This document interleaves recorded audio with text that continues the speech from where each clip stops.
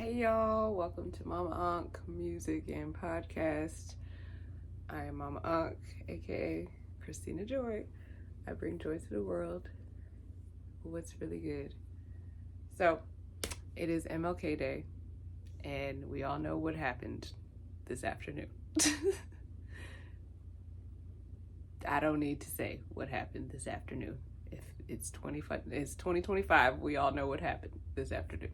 So, but it is still MLK Day, and that is a day of remembrance.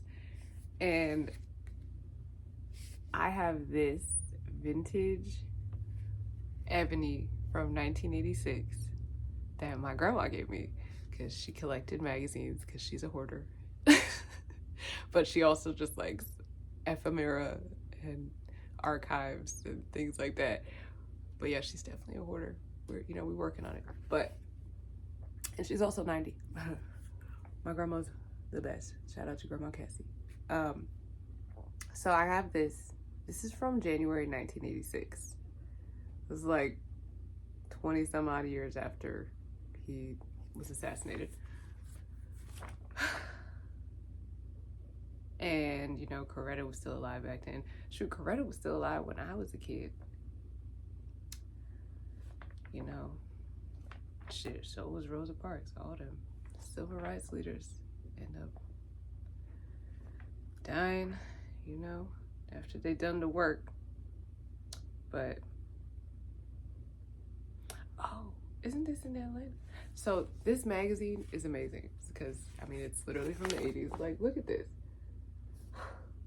Ignore the cigarette ad, of course.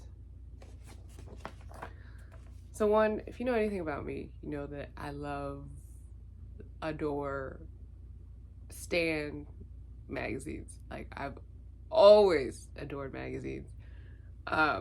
Since I was a kid, when I used to get little teeny bopper magazines like Pop Star and 17 and Tiger Beat and stuff like that. I grew up in the suburbs. I didn't know about the black magazines. Except for maybe like, you may catch like a little hip hop magazine in there sometimes for me. I can't remember those titles though. However, I was a magazine head. I also had like the kids magazines too, like Highlights magazine. Like, I used to get Sports Illustrated for kids, not the regular one. And I used to get those, like, the cards. They used to have little playing cards in there of different people. And I remember I had a Venus and Serena card. Because I was like, those were the only two black women that were popping in sports back then. Venus and Serena were tearing it up. Like, it was crazy. And it wasn't just about Serena back then. It was Venus and Serena. Like, you didn't say one without the other. Okay? So, yeah.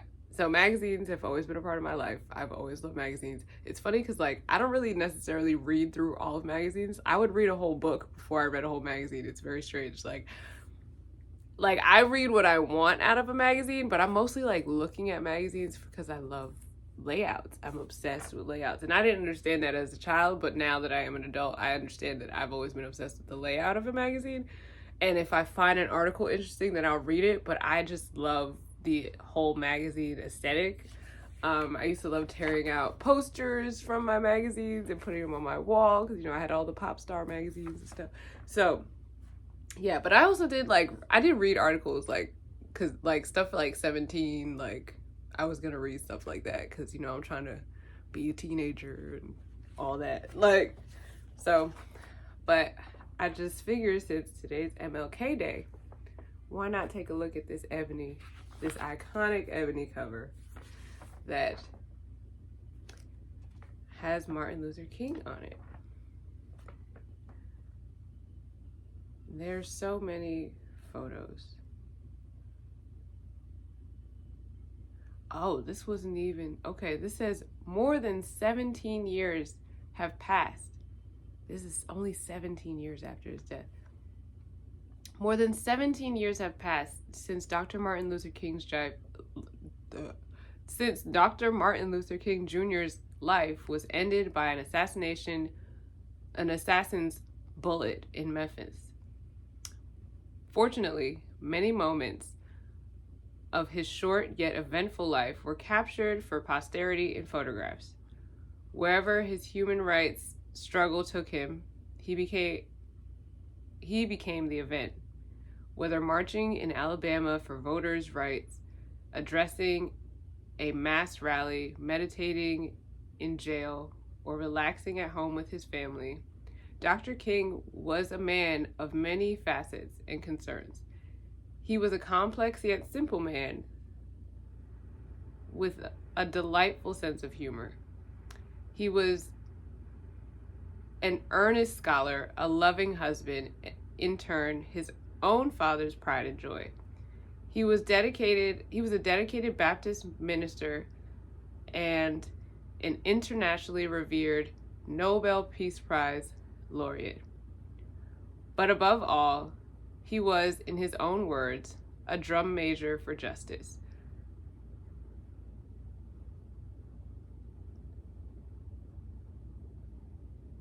The photographs on these pages show the many sides of Martin Luther King Jr., the man.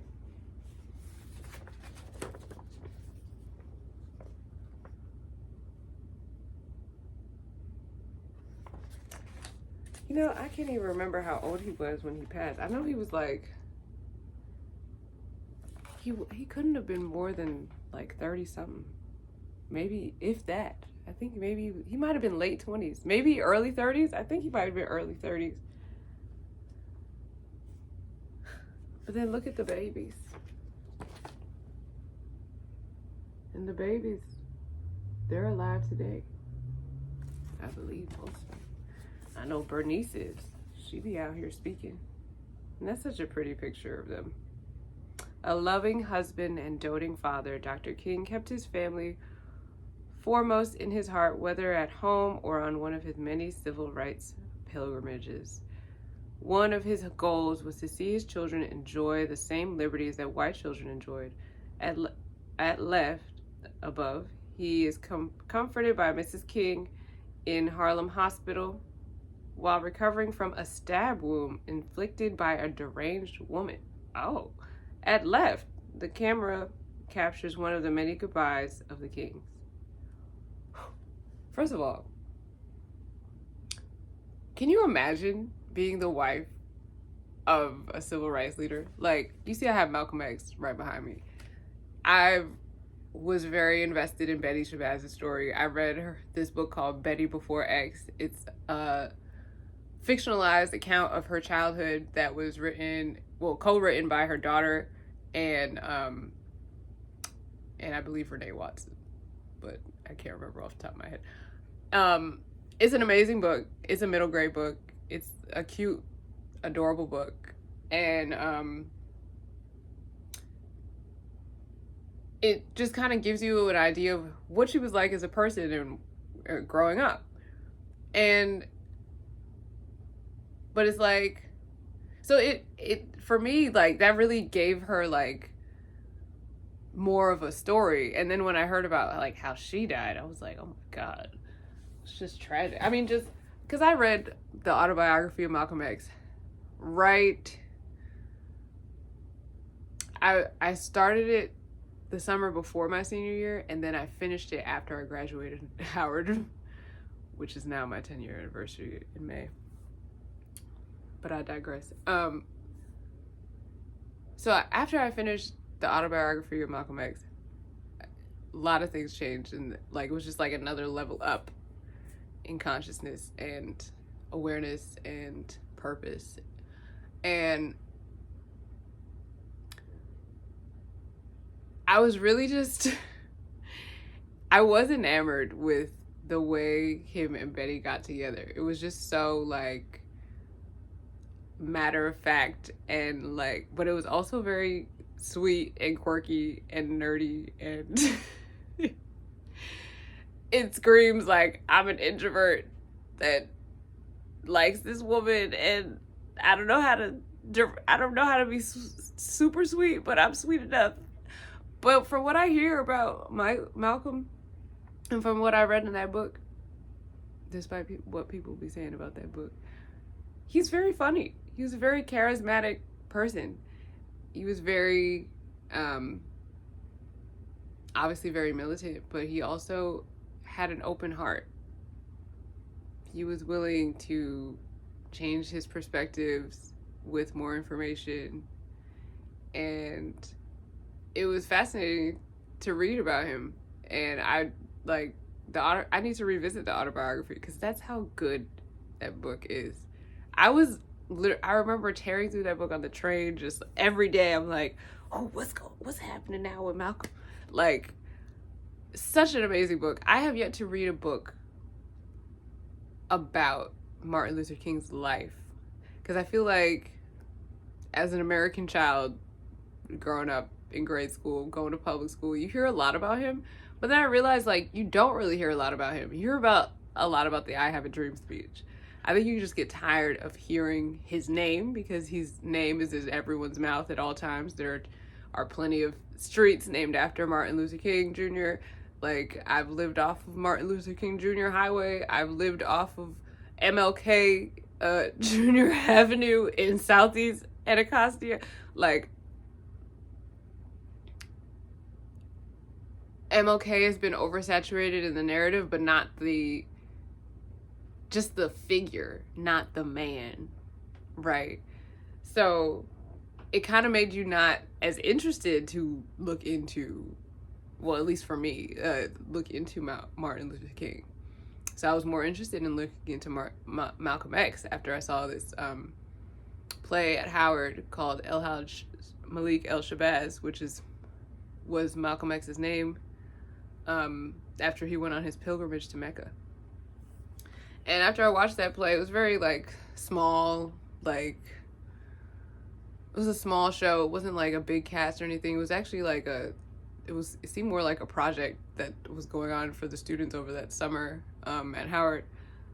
But after I watched that, I was, like, fascinated. And I was like, I gotta read more about this. And I literally went right to Sankofa right after and bought Malcolm X, like, immediately after watching that. And like I said, I was enamored, enthralled, totally taken with this man, and still am. I think he just inspired me to know that I can do more no matter what anybody says. But at the same time, he also reinforced that what people say to you as a child matters. Because when I read that part about him being in 8th grade and his teacher told him that he couldn't be a lawyer because he was black, even though he was the smartest kid in class and he was, like, the class president and all these other things, he was like, yeah, well, that's just not a realistic career for a Negro. Like, excuse me? I'm like, this is an 8th grader, a child. What? I mean, I understand. Like, it was like, everything was racist as hell back then. Like, so it's like, it's not surprising. It's just like, damn. Like, just knock the babies down too, you know? That really, like, blew me. Like, because I've had white teachers say some crazy shit to me too. Like, I've had white teachers say, like, you're not gonna get higher than a C in this class, and like, shit like that. And I'm just like, who are you? Like, you don't know what I can do, and I gotta be in that class. Thank you. But anyway, so it's just, you know, when they come at us and they try to knock us down with their projections of how they see us versus the reality of what is actually going on, and the fact that Black people are very hard workers, very intelligent, very smart, have invented so many things that this country wouldn't even be operating without them. Like, stop. It's laughable, really. But, you know, when you're growing up in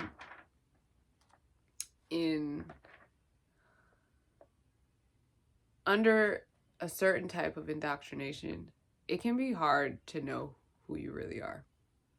It can be hard to understand your true power. And I guess that's why I'm here. That is why I'm here. To help everyone recognize their true power. Because we're not going to let them take it away. Not whatever's going on in that White House. And I live over here.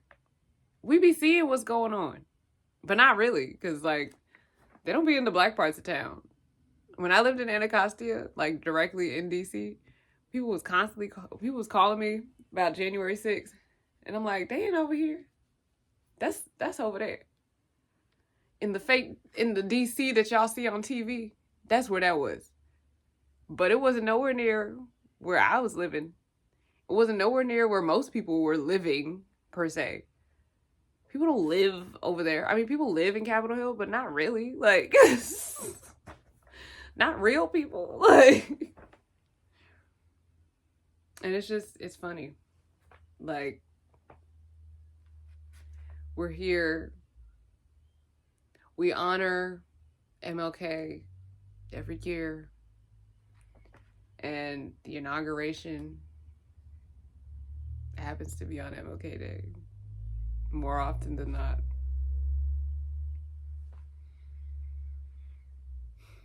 It's like we're spitting in his face. It's just ridiculous. It makes me sad. But at the same time, not. We are the people who were sent here to change the world. We are the catalysts. We are the move makers, the change, the lights that shine so bright that you can't miss what's going on. Because Black people have always been called the moral compass of America. Because what better moral compass than the people that you had absolutely no morals towards in the inception of this country, to dictate whether or not we are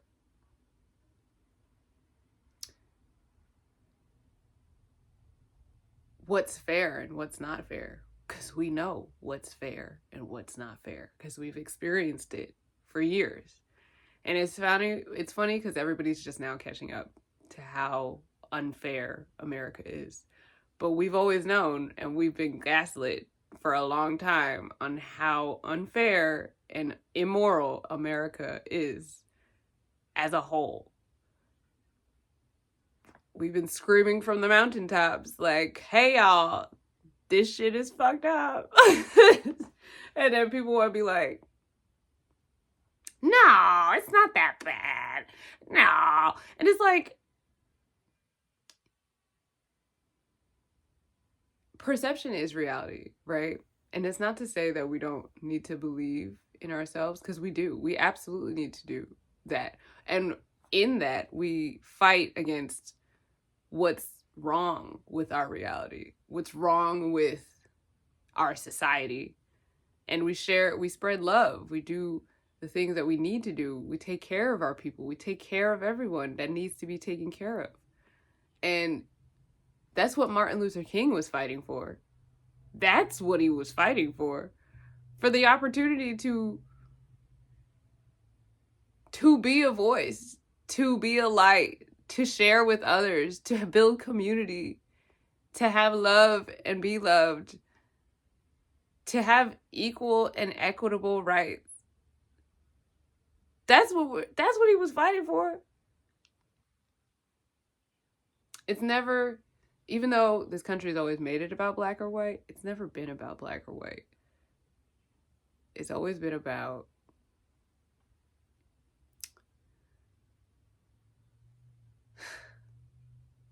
the fight between good and evil, duality, greed versus sharing versus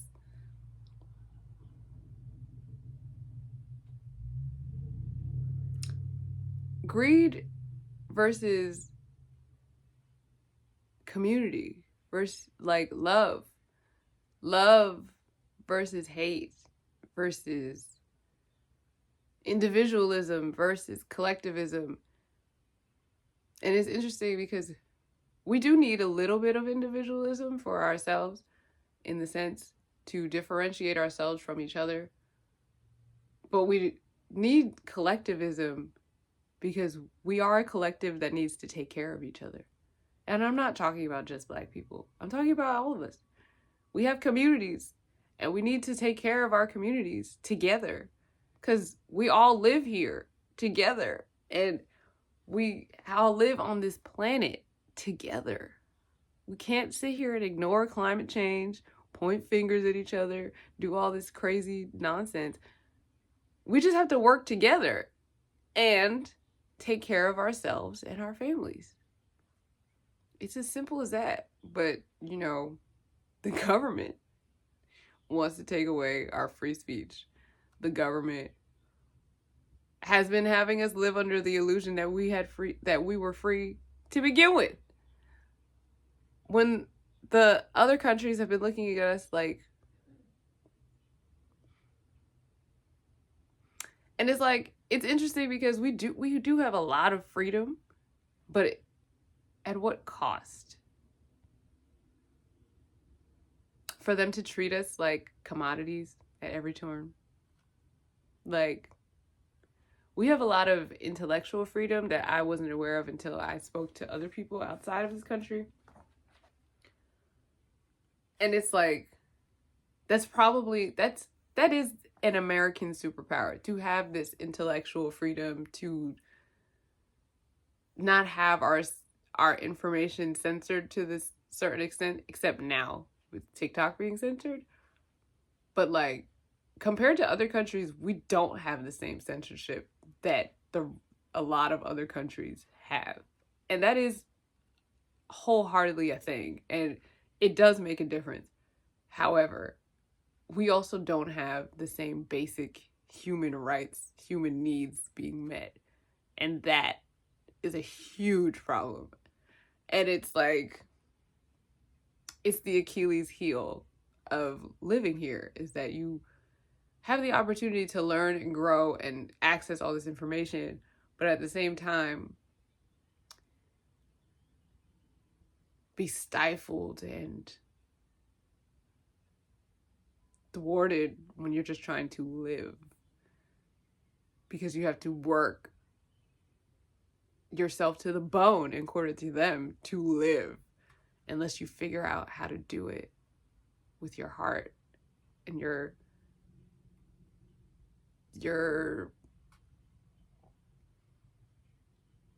and following your dreams. And people are doing it now. It's possible. It's been possible. It's always been possible. Some people have been exploited while following their dreams, which is very unfortunate. And some people have done exploiting while following their dreams, allegedly. Or maybe they got caught up in the American machine, in the greed, in all that bullshit, just like Diddy. But, you know, I digress. Some of us, the choice is always, are you going to love one another, or are you going to take and hurt, take advantage, hurt people? Those are your options. It's love or hate. Do you want to perpetuate love or hate? Those are the options. It's not really about black or white. It's not about brown. It's not about that. With the language that we're using, that's what makes it about that. But it's not about that, because if we just loved people, none of this would matter. We just loved people, this wouldn't matter. And I say that as a very proud black person who loves my people and would do anything for my people. But I would also do anything for the people that need it, the people that need help, the planet. Like, we have so many other things right now to worry about. And Martin Luther King was trying to show us that we need to make ourselves examples of that love, to spread love. And that's not to say that Malcolm X wasn't doing that, because he was. He was more so like, if we finna do this, just know that I'm not going to do it sitting down. Just know that I'm not about to take no mess from nobody. That I will love the people. I do love the people. I want the people to be free. But I also will not sit there and let the greedy, hateful, destructive people overtake me. I will not be overtaken by the greedy, horrendous individuals that call themselves running this country. I will not take it sitting down. I will fight back. And there's nothing wrong with that. There's nothing wrong with fighting back. Period. And it just made it so polarizing to have them pitted against each other in the media when they weren't even pitted against each other in real life, to my understanding. They made this a dark-skinned man or a brown-skinned man versus a light-skinned man. Do you not see that programming? Oh, this is not, no, we don't need that. Especially within our community. No. But it's like, they were both fighting for the same thing. They had different methods. We don't need to devalue one to love the other. We don't. There's no reason for that. There's no reason for that.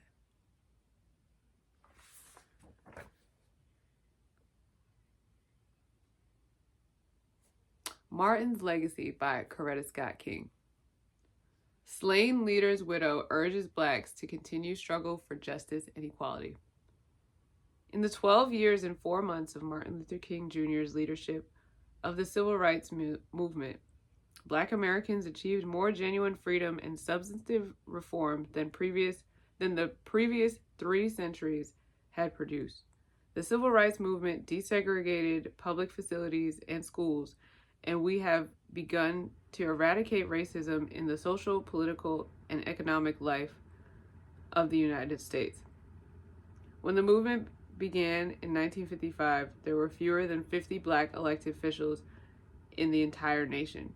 Today, there are 6,056, according to the Joint Center for Political Studies. However,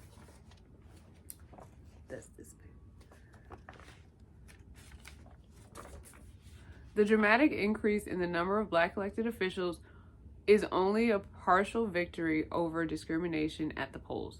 Although there are more than 6,000 Black office holders, this number represents only 1.2% of all elected officials in the United States. While Blacks are more than 12% of the population. Equally, despite the growing number of Blacks working at decent jobs, the unemployment rate for Blacks has increased since the movement.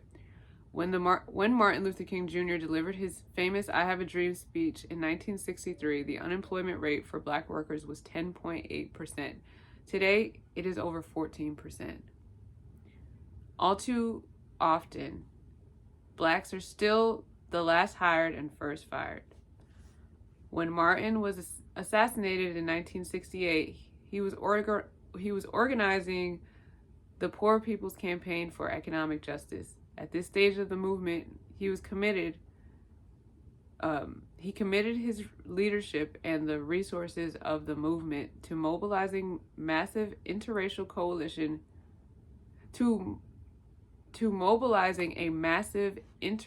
coalition in behalf of the poor of all races. He believed that economic security as well as racial equality was a basic human right.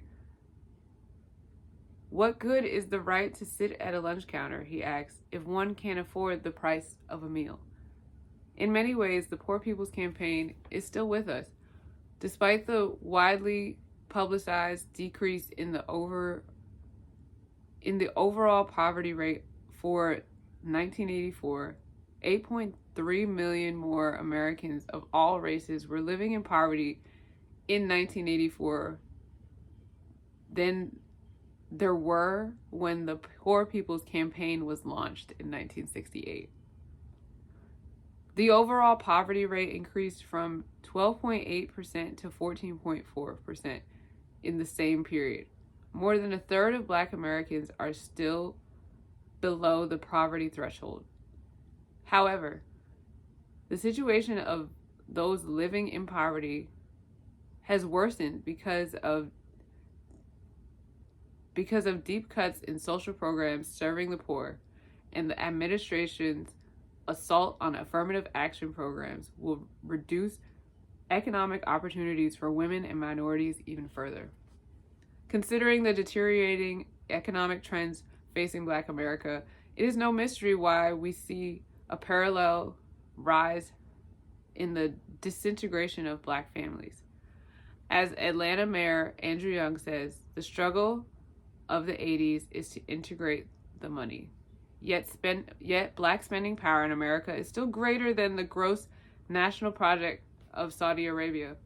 If as Black Americans we invest more in ourselves, we will soon see a dramatic improvement in our economic statistics. Whenever possible, we should support Black enterprise and buy Black. When it's not possible, we should remember that we have formidable economic power as consumers and stockholders, and we should not hesitate to organize boycotts and stockholders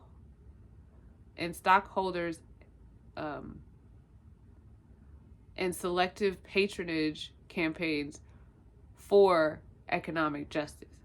This same strategy can be applied to support the freedom struggle in South Africa. As Martin said in a 1965 benefit for the American Committee on Africa, to link the economic relations of the great powers with South Africa is to suggest a potent nonviolent path. The time has come to fully utilize nonviolence through a massive international boycott.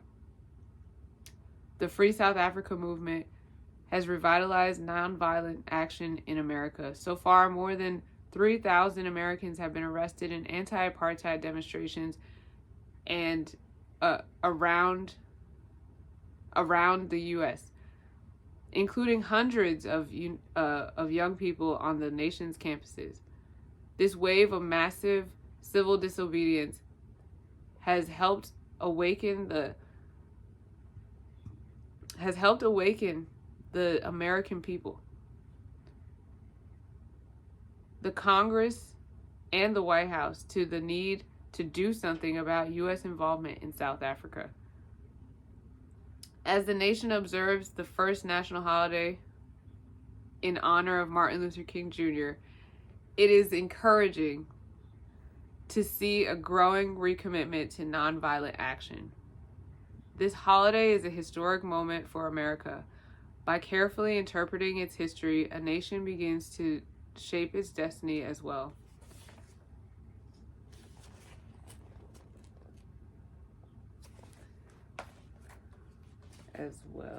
Remember, this is January 1986, so she's basically saying that this is the first time that they celebrated MLK Day ever in January 1986.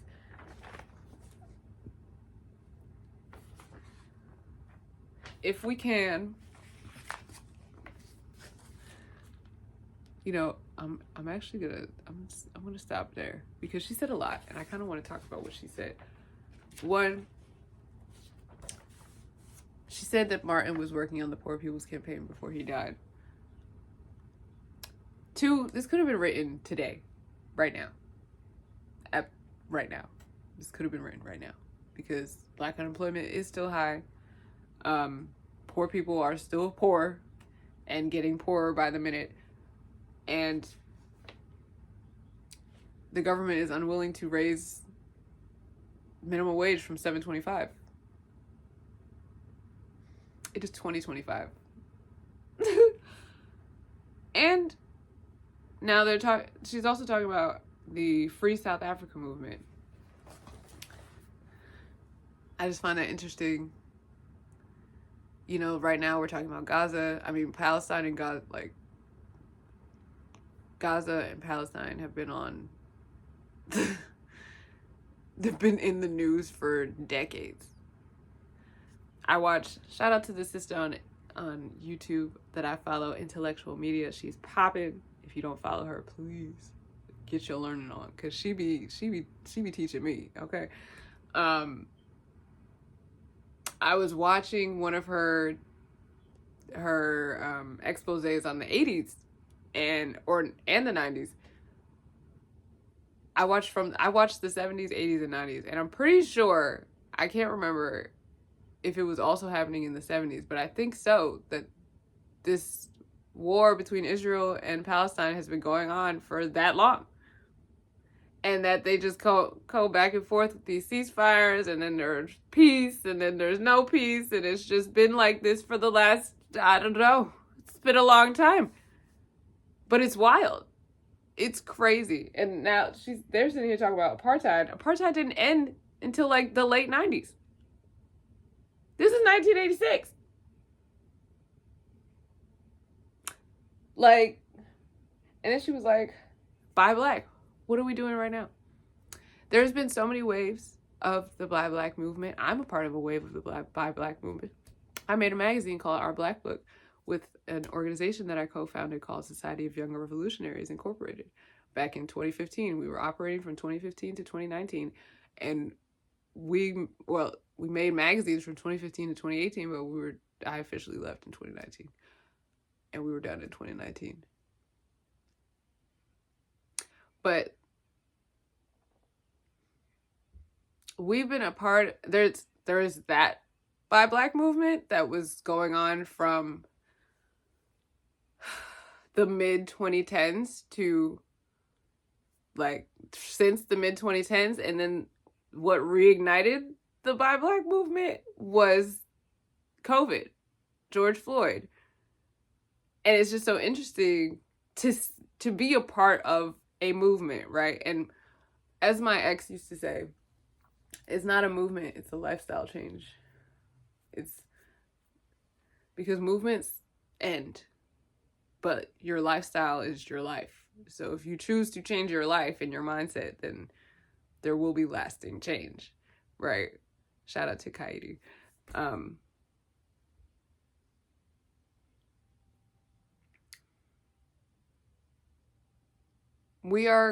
But there has been a huge push for Black businesses right now. It's been more pandering, for sure.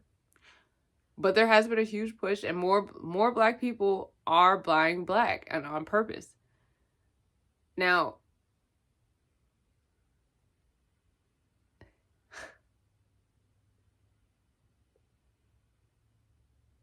what I've learned from being here and from my best friend Jamie, who grew up here in the DMV, is that when you grow up somewhere like the DMV or Chicago or maybe even Atlanta, your expectation for a business is for it to be good, because the norm is that it is a Black business. So if the business is not quality, then we don't necessarily need to support it, or we need to give it some different feedback so that they can improve. But in my time very active in that movement, I was very much so a martyr and didn't understand that. I came from Jersey, Central Jersey, where I'd never even went to a Black business unless it was about hair. All we did is go to hair salons. I didn't know of any Black businesses. I found out later that I have a cousin that owns a restaurant in like somewhere in Central Jersey, but I didn't find that out until like after college. So it's Black businesses for me were few and far between until I came down here. And I didn't know that it was a thing that that if we support Black businesses, if we see Black people doing things, like, that's reinforcing in our minds that we can do it. I didn't think about that until Maggie Anderson. And I didn't think about that. I didn't look up Maggie Anderson until the Eric Gardner decision. This was my catalyst. Eric Gardner, the Black Lives Matter movement, was my catalyst. Now today, it's still the Black Lives Matter movement, but it's also, now we're in a post-pandemic world, in a post-Trump world.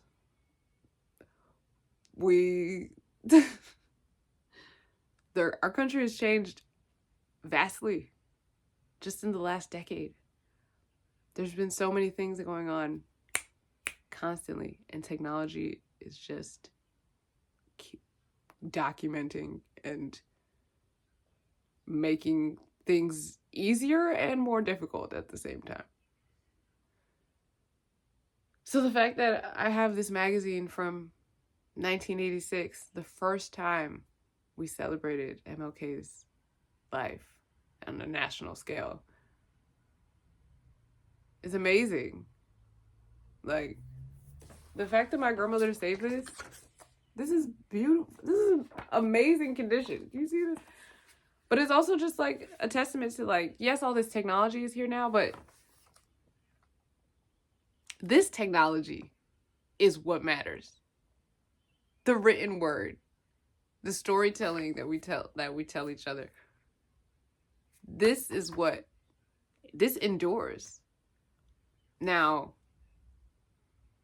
it can't endure with, like, things like fires, in which my prayers go out to the people in California, particularly Altadena, California, from the wildfires. But that's the more reason that we need to preserve this, because it is finite. I will say you can't access this online, but you see what I mean? Like, books and print media are important. They matter. And I'm so grateful to have this to show you all, and to celebrate MLK's life by sharing a little brief history lesson. I know I talked about a lot of things. If you caught up, shout out to you. Shout out to you for staying caught up. And if you couldn't see, I'm wearing a Bell Hooks shirt, which I got from a Black business. Do I remember the name right now? No, I don't. But shout out to this Black business that I got it from. And thank y'all for watching my second episode, and happy MLK Day. Find you some Ebonys. You can go on the Ebony archives and you can look at them online, but it's not the same. Just saying, it's not the same. Toodaloo.